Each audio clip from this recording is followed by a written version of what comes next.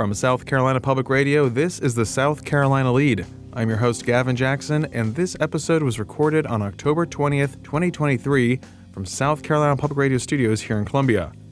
This episode features a look at some of the key details about the latest news on the Israeli-Gaza war, including remarks from President Joe Biden, Senator Lindsey Graham, and several 2024 candidates.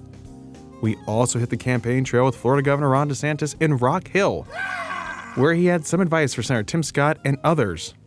Drop out. Now, we don't want you to drop out. We want you to actually drop into the hopper, that is, and the wind down section by calling 803-563-7169. Never drop out, folks. We need you. We need your hot takes. We need your feedback about the podcast. No negative criticism, please. But maybe a little bit. It's okay. 803-563-7169.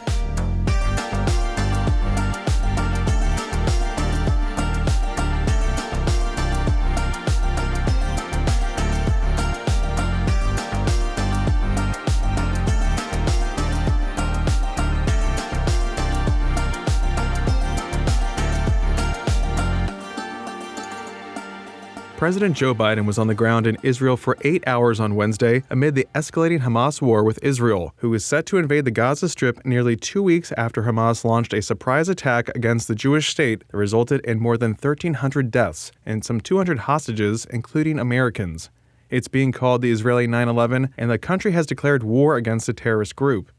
Israeli bombing in Gaza has killed at least 2,800 people, according to Reuters, and recently some 500 were killed by an explosion at a hospital in Gaza.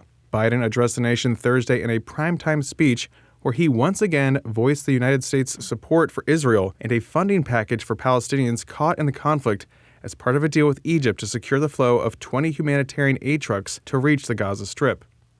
The United Nations has said at least 100 trucks a day are needed to sustain more than 2 million Palestinians inside Gaza who have been without water, supplies, food, fuel, and electricity for more than a week. Biden called this moment an inflection point in history and tied it into the Russian war in Ukraine. Hamas and Putin represent different threats, but they share this in common. They both want to completely annihilate a neighboring democracy, completely annihilate it. Hamas' stated purpose for existing is the destruction of the state of Israel and the murder of Jewish people. Hamas does not represent the Palestinian people. Hamas uses Palestinian civilians as human shields, and innocent Palestinian families are suffering greatly because of them.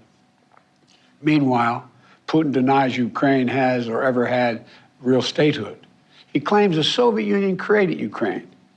And just 2 weeks ago, he told the world that if the United States and our allies withdraw, and if the United States withdraw, our allies will as well, military support for Ukraine would have, quote, a week left to live, but we're not withdrawing.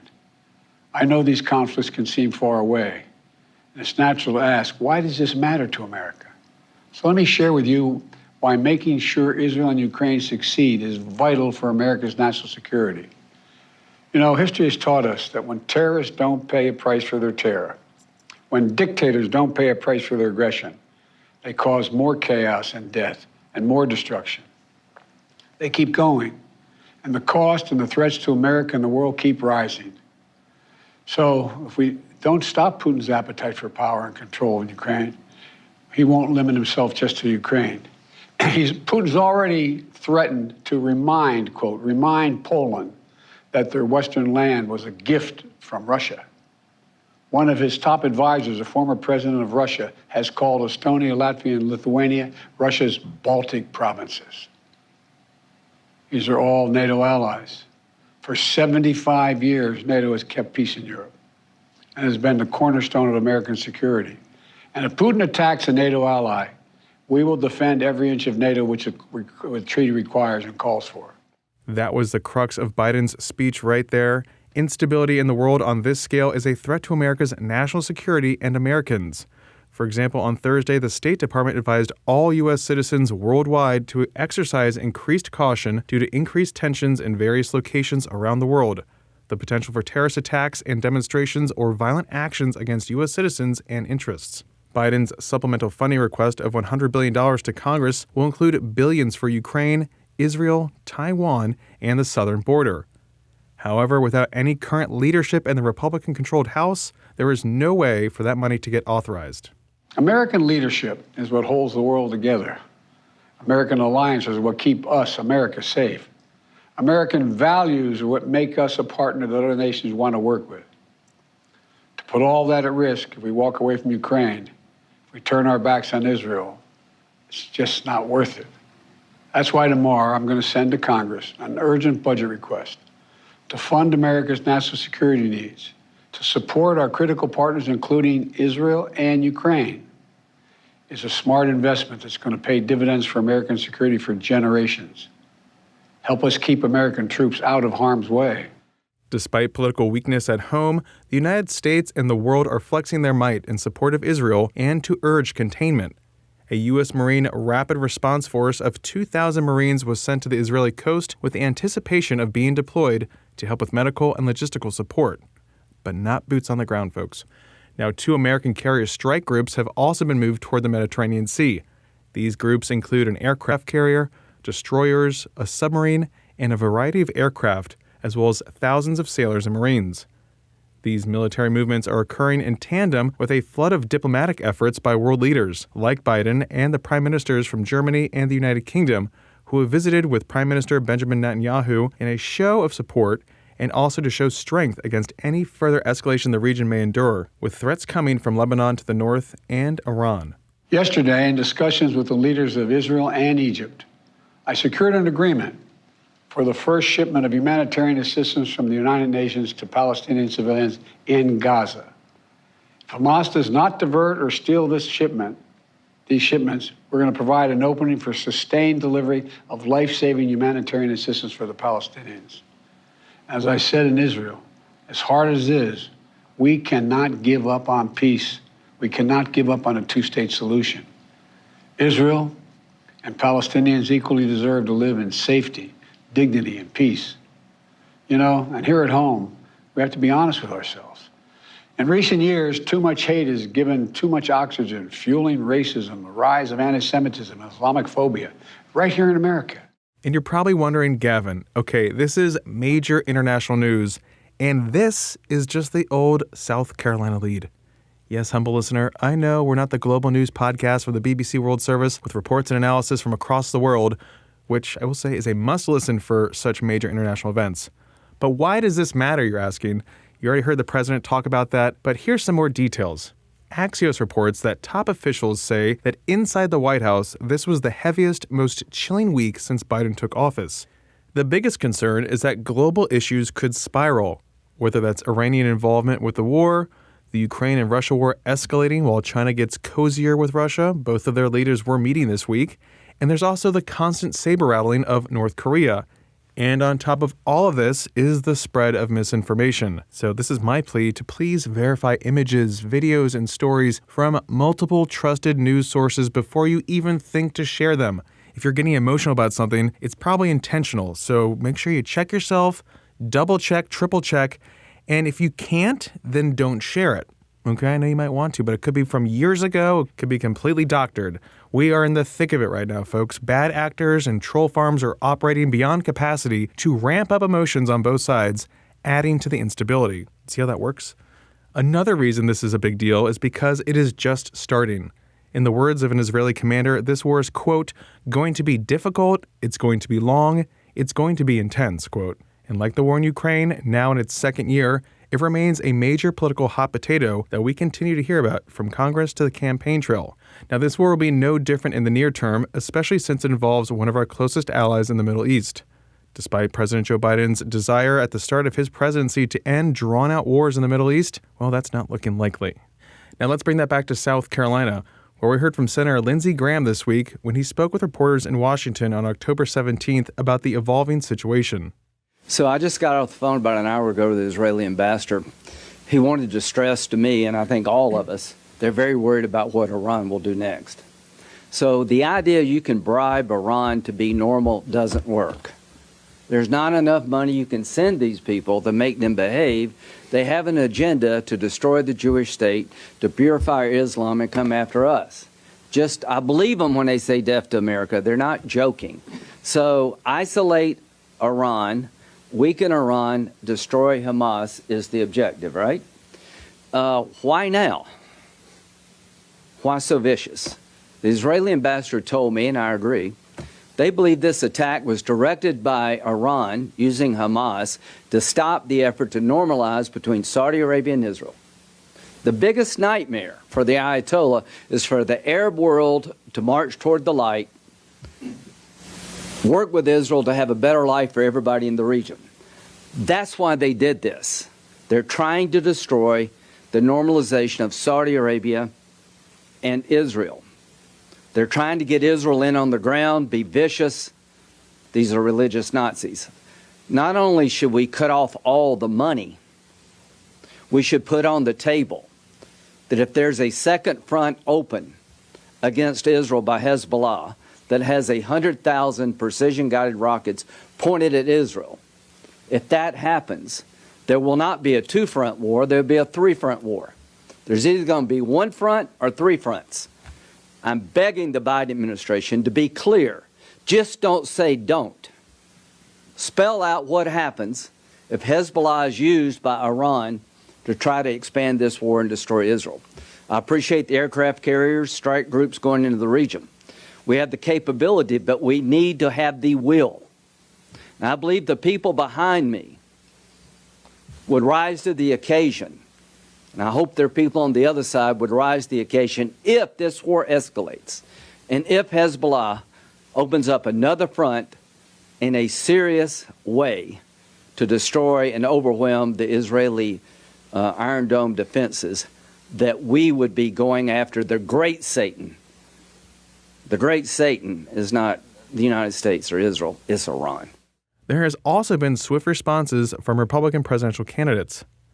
You may remember that former President Donald Trump previously criticized Prime Minister Benjamin Netanyahu for, quote, not being prepared, quote, for the attack, and also he complimented Hezbollah, the anti-Israel militant and political organization that operates to Israel's north in Lebanon. Here's Trump. If I were president, Israel would not have been attacked. It was viciously attacked. It would not have been attacked. Ukraine would not have been attacked. You take a look at what's going on throughout the world. The world right now is a mess. It's a mess, and it's a very sad day. Will you visit Israel? Will you visit Israel, Mr. President? I may go. I haven't thought of it, but I believe in letting them do what they have to do. They have to straighten it out. What's happened in Israel is all of those people dead would have never happened, ever. Not even a chance. Even the Democrats admit that. Senator Tim Scott criticized Biden's leadership on the conflict. Here's Scott with Sean Hannity Thursday evening. One of the things that we need from this president is clarity. He doesn't seem to be able to speak clearly. He gave a speech tonight. Remember, our ally Israel was bombed by a terrorist organization, and tonight's speech focused more on Ukraine than it did on Israel. That's unbelievable, number one. Number two, if we're going to send the kind of message that has strength in it, we need the Gerald R. Ford and the Sixth Fleet prepared in the Mediterranean as a deterrent, telling Iran consequences are coming if you bomb Israel. And second, I got a tough question. Yep. Okay. With the words of Joe Biden, would they take it seriously? Would he back it up? Would he mean it? Yeah. I'm not sure he would. Well, John, unfortunately, you are smart. You raised a really good point. Number one, look at his past actions. I always say, as a guy who spent time in financial services, what you did in the past can indicate what you'll do in the future. The Afghanistan withdrawal, devastating, number one. Number two, telling Putin, don't attack these areas from a cyber warfare. Number three, a small incursion might be okay. Number four, let's get the Russians to work with the Iranians on a new deal on our behalf. And number five, the first message he sent after the conflict started, October the 7th, was to tell Israel to stand down. I think your point is solid as a rock. Former Governor Nikki Haley supports a strong Israeli offensive against Hamas, saying the terrorist group must be eliminated, something she reiterated on Sean Hannity's show Wednesday night.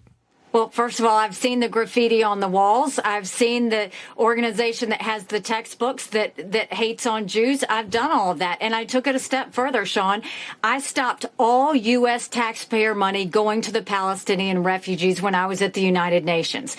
This is something that I always said the Arab countries, it was their responsibility, not American taxpayer responsibility. And when it comes to the refugees, the Hamas supporting countries should be the ones that take them. Qatar, Iran, and Turkey. Those are the three countries that should take any refugees. And, and they know that. But you'll see this time and time again. First of all, I said this on your show last time. Wait until this starts and everybody's going to blame Israel for everything that happens. But the key is don't fall for it. Israel needs to do what Israel needs to do. What Biden needs to focus on and what I would focus on are three things. Support Israel, eliminate Hamas, and do everything we can to get the hostages out. Period. Don't talk about restraint. Don't talk about a ceasefire. What should the United States' level of involvement be, in your view? Just those three things. Support Israel, eliminate Hamas, and make sure that we get our hostages back. We don't need to worry about anything else. You are going to see there are going to be civilians that die. That's unfortunate.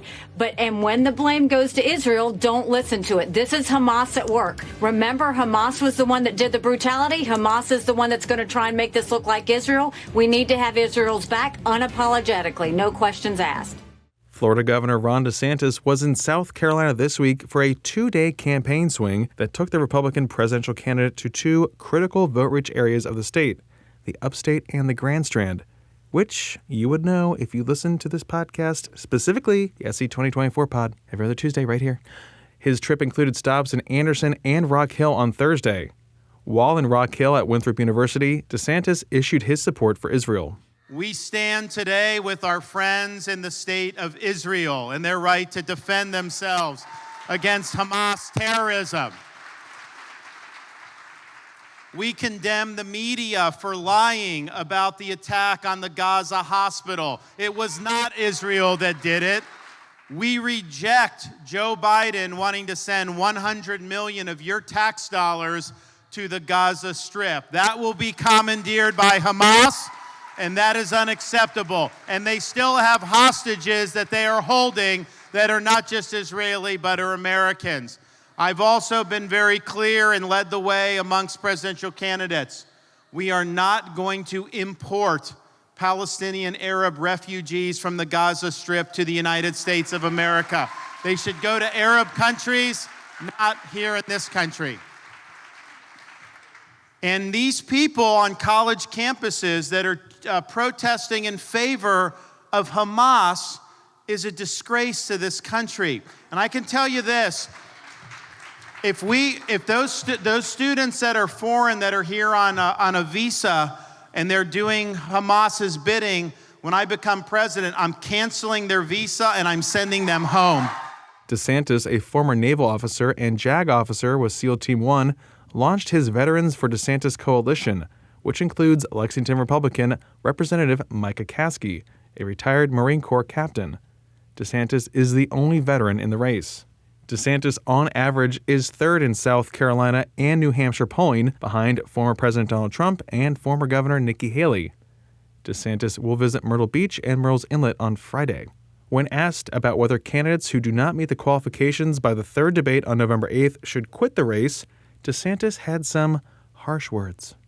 I mean, it's like I've been very weary of saying what anyone else should do, but I think clearly if you're not even able to meet that criteria to even get into a debate, then that's a problem. I mean, what's your path to victory at that point to be able to do?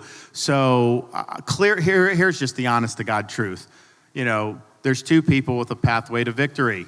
You have the former president, who obviously is the best known and has got a lot of legacy support. And then you got me. I'm the only guy that can appeal to enough voters to be able to actually get it done ultimately. And, we're showing that as we work through Iowa. You're going to start to see that, I think, more and more as we get to the end of the year and people start to dig in. But that's just the reality. And I think if that's your choice and it comes down to that, and it may come down to that by South Carolina, who knows, right? My argument would be a couple things. One, we need a president that can serve 2 terms. A lame duck president is not going to be able to get the job done. I don't care who you are. George Washington, I don't know, could get this done as a lame duck president. So you need to have that. You also need a nominee who can win. And I think the way you win is to focus the election on Biden's failures and our positive vision for the future. If the election's about all these other issues, then it's going to give the Democrats a huge advantage. Right now, Senator Tim Scott, former Vice President Mike Pence, and former New Jersey Governor Chris Christie have not qualified for the debate. But there is still time. DeSantis made a trip to Greenville earlier this month when he was the special guest at an event hosted by his Never Back Down PAC. Remember, PACs can't coordinate with campaigns. Wink, wink. Again, something you would know if you listen to the SC 2024 podcast. Now, the second-term Florida governor is focusing his efforts on Iowa, where he remains in a distant second to Trump. Sticking with PACs, Senator Tim Scott's Political Action Committee, TimPAC, is canceling some of its $40 million TV ad buys that were up until the Iowa caucus. Now, some ads will remain, and it's not entirely clear just how much is being pulled down, according to Politico.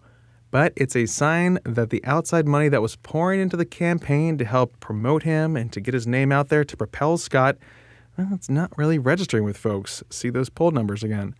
Scott has failed to move up in early state polling, his fundraising is softening, and he has even faced high-profile calls to drop out, including from Washington Post columnist George Will, whose wife consults on Scott's campaign.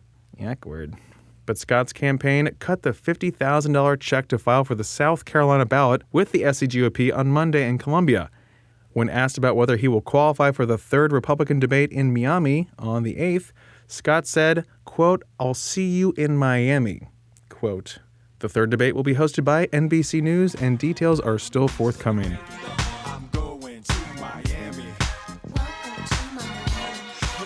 And who could forget about Washington? That's right, the House continues to be leaderless amid an increasingly dangerous world.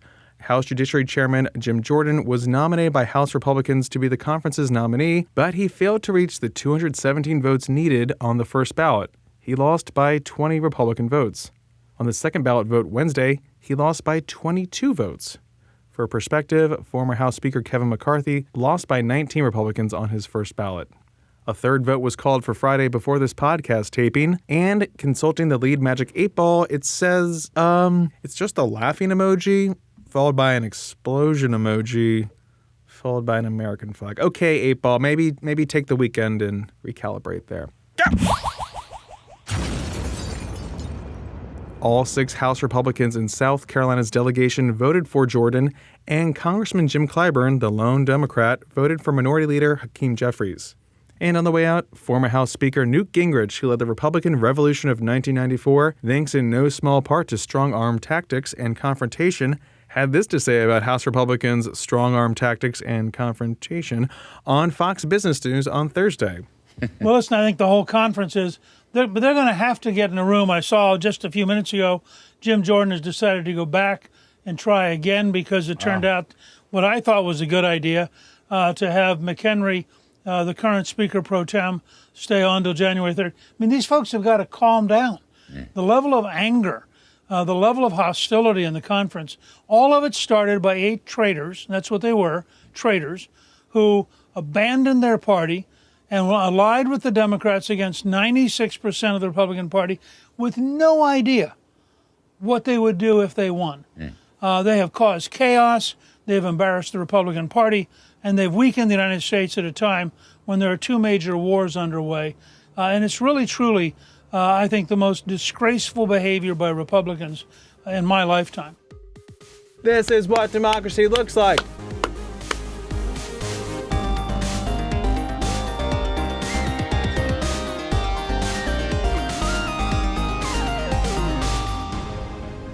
Welcome to the wind down section, our little break from the news. We're glad you're here. You definitely need a little break from the news, A.T. Shire, producer of the South Carolina Lede podcast. Thank you for that amazing intro. And yes, you are correct, Gavin. It is. Take a break. I think we need a medium to large break from the news. You know, speaking of break me off a piece of that Kit Kat bar. Love that. Yeah.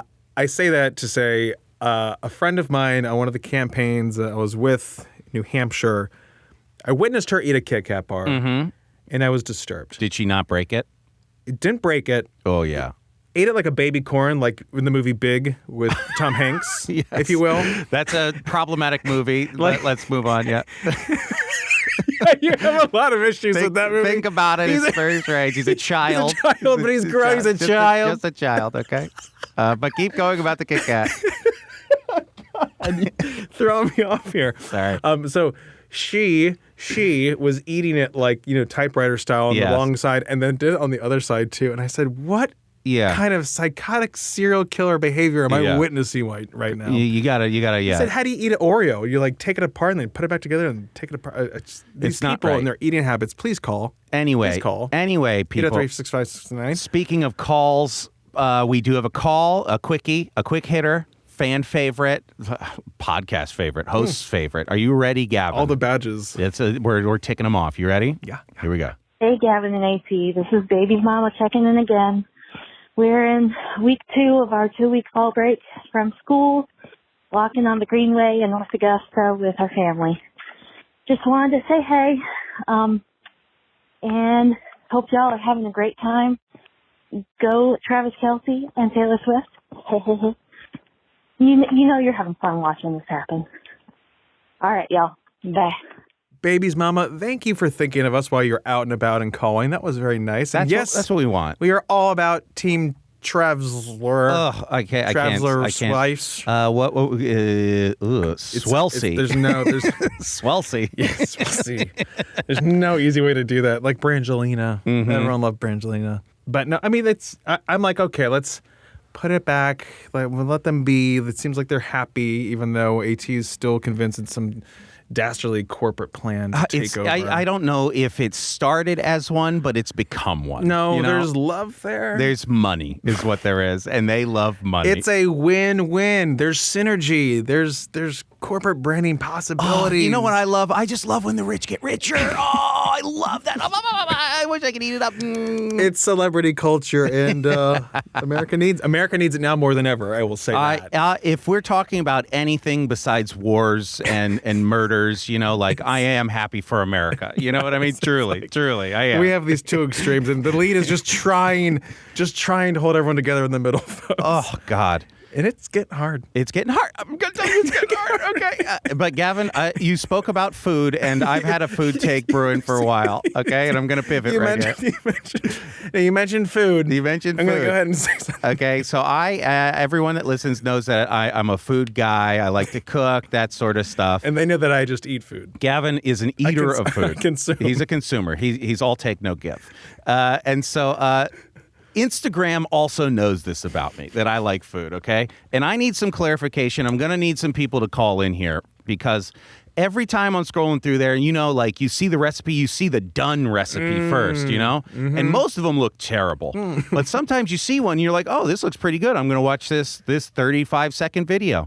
And it is canon on this pod, and it is true in real life, that I am a lactose intolerant man, okay? It's sad. And every recipe that looks half decent, the final step is always put a whole cup of heavy cream into the recipe. Oh, what a crutch. What are we doing here, folks? I know that 70% of the world is lactose intolerant. Oh, don't push that agenda here. And we're putting heavy cream in absolutely everything. We're sponsored by the Dairy Council.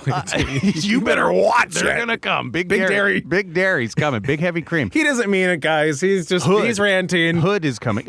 I need to know, is everyone just cool with eating this much heavy cream, or are we just gritting our teeth and dealing with the aftermath of making our sauces like melted ice cream, savory ice creams? What is this? You guys know the number, 803-563-769. We want your hot takes on the heavy cream here. Call us with your gut checks. As a lactose tolerant man. A very tolerant man. Tolerant on many levels. You're very tolerant. Yeah. I just get the heavy cream and say, Gavin just drink it. He drinks 4 or 5 cups of it every morning. And then I sit and I think, what could we do with more heavy cream? Yeah. No, but you told me about this, and I was watching a recipe video too. Boom, bam, and every time. time. Why did you put that in there? It is confusing. We don't need the calories. The calories, yeah. Okay, Gavin is calorie conscious. I'm dairy conscious. Yes. And so here we are. You know what I mean? And it's not going to get any better with the holiday season coming up. It's nuts to me. And if you want to emulsify your sauce and make it creamy, Put your pasta water in there, okay? Put some butter in there and move it around. Yeah, we don't need extremes. You don't need the heavy cream. You're driving me crazy. I just want to eat the good food. Gosh, okay? That reminds me, like, my stepmother does a butternut squash soup, and she actually substitutes the heavy cream with something else. I can't remember just what it was. Put a bunch of butter. I mean, there's better goodness out there, and I go through a stick of butter, I think, every 3 days. Good for you. I mean, those are strong numbers. Those are good numbers. I'm very happy for you. Unsalted. I got some horrible bagels from Walmart. I know. I know. I usually get them at the Publix. Good Lord, both bad. But it's so interesting, and it's a weird little tangent, but I've been noticing I've gotten so much butter from different places now. I've had the Publix butter. Yeah. I've had Aldi butter. Yeah. I've had Walmart butter. All basic. I'm not buying, like, the fancy Irish butter. The Irish butter is very Irish good. Man. It's very good. But, the way I'm going through butter, it's insane. But you got to keep these numbers down, okay? I'm on a budget. I leave my butter out, okay? That's the proest move of all time. Uncovered. Always. Ooh. I'm psycho, scary. okay? I don't get it. Gavin's got rats and cockroaches in his house. They licking love the butter. That's why it's Guys, going so send fast. Send me a butter dish, please. You would think I would have one with all the crap. I have one you can have. No, I want the people to send me one. Okay, that's fine. I should get one in Iowa. I say all this to say that they have different, I don't want to say firmness points because that doesn't make sense, but like the Walmart butter, you leave it out, it is just like a puddle, basically. Okay, yeah. It's Publix butter. That's water content. It's still very hard. It's water content. And the Aldi butter is the Goldilocks so far. It's a perfect amount. Oh, so not too hard, not too soft? And I got these stupid bagels from Walmart, and I put the butter on with the hard butter. The bagel just fell apart after I toasted it. I was like, what is going on here? So you want the bagels from Publix and the butter from Aldi. we want better bagels. If anyone truly has lines on a good bagel in this state, I've asked for it before. We need it. It's tough. It's hard. I got a good out bakery here. around the corner from me, but when I can get 4 bagels for the same price as 1 bagel, it's very hard in this economy. Bakeries, if you're not cooking your bagel on the wood slats, if you haven't boiled it first so you get the crusty outside, you're not getting a good bagel. Okay. Anyway, Gavin, we've talked too much. I have to run because I need to go to producer Sean's wedding rehearsal right now because I am in it. That means he's just doing this basically to make me wear a suit. Yes. Can't wait. We'll have a photo of that, folks, on our socials. Please do not look at my shame, my greatest shames. Anyway, Gavin. Congrats to producer Sean and his bride Victoria on their wedding day this Saturday. Amazing people. They're going to be off next week. So producer Amy will be okaying the podcast. So we get a little more leeway to say whatever the hair's coming down on the lead. Anyway, Gavin, good luck, Sean, and thank you, Gavin, and do the stuff that I normally say right now. Okay. Thanks for listening to the pod, folks. Be like baby's mama and give us a call at 803-563-7169. You might just change someone's life. Intense, right? Or you can just leave us a review on Apple Podcasts. That's good, too.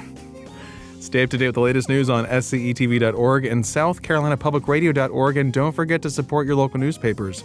For the South Carolina Lede, I'm Gavin Jackson. Be well, South Carolina. Hermione, you. I know it. Beat drop. I know it. Isn't it brilliant?